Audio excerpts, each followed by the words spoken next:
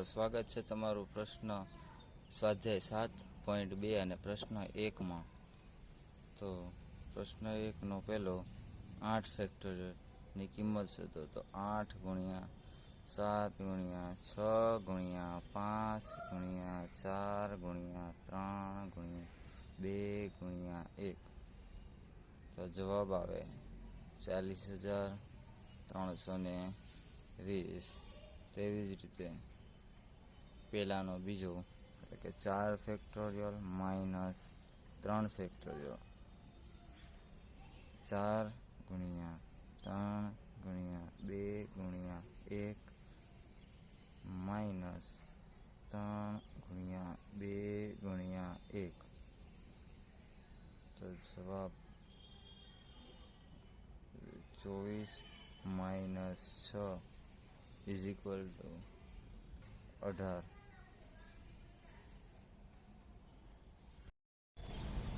પ્રશ્ન 2 3 factorial plus 4 factorial is equal to 7 factorial સાબિત કરવાનું છે. એટલે કે ડાબા બરાબર 3 ફેક્ટોરિયલ વત્તા 4 ફેક્ટોરિયલ. 3 ગુણ્યા 2 ગુણ્યા 1 પ્લસ 4 ગુણ્યા 3 ગુણ્યા 2 ગુણ્યા 1. 6 પ્લસ 24 એટલે કે 30 is not equal to 7 factorial. દાખલા number 3 8 factorial upon 6 factorial into 2 factorial. તો 8 ફેક્ટોરિયલને જુદું પાડતા 8 ગુણ્યા 7 ગુણ્યા 6 ફેક્ટોરિયલ અપોન 6 ફેક્ટોરિયલ ગુણ્યા 2 ને અલગ કરતા 2 ગુણ્યા 1. 6 ફેક્ટોરિયલ ગયા 2 ચોક 8. તો જવાબ આવ્યો 28.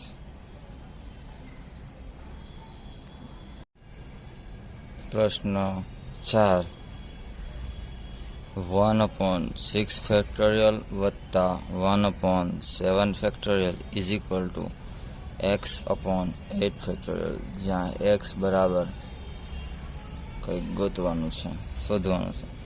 તો અહીંથી 1/6 ફેક્ટોરિયલ કોમન કાઢતા અહીં 1 વધે વત્તા 1 અહીં 7 ગુણ્યા 6 ફેક્ટોરિયલ વધે. જે આટલું તો કોમન નીકળી ગયું એટલે કે આ ન આવે, એટલે ખાલી 1/7 ફેક્ટોરિયલ વધશે. અહીંથી પણ 1/6 ફેક્ટોરિયલ કોમન કાઢો એટલે કે x/8 ગુણ્યા 7. 1/6 ફેક્ટોરિયલ જતા રહી. અહીં લસા લેતા 7 plus 1/7 is equal to x/8 cross 7. બંને બાજુ 7 જતા રહે એટલે કે 7 વત્તા 8, 7 વત્તા 1 એટલે 8 ઇઝ ઇક્વલ ટુ x/8.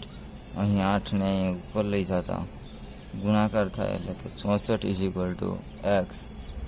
તો એક્સની વેલ્યુ 64 છે.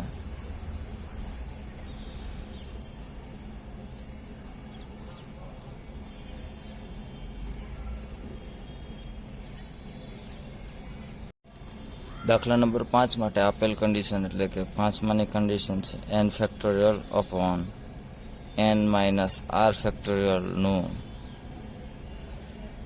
મૂલ્ય મેળવો. જેમાં પહેલો છે જ્યાં n બરાબર 6 અને r બરાબર 2 મૂકવાના છે. તો 6 ફેક્ટોરિયલ અપોન 6 માઇનસ 2 એટલે કે 4 ફેક્ટોરિયલ ઇઝ ઇક્વલ ટુ 6 ગુણ્યા 5 ગુણ્યા 4 ફેક્ટોરિયલ અપોન 4 ફેક્ટોરિયલ.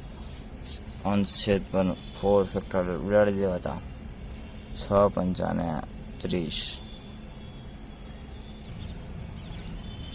પ્રશ્ન 5માં દાખલા નંબર 2 જ્યાં n બરાબર 9 અને r બરાબર 5 મૂકવાના છે.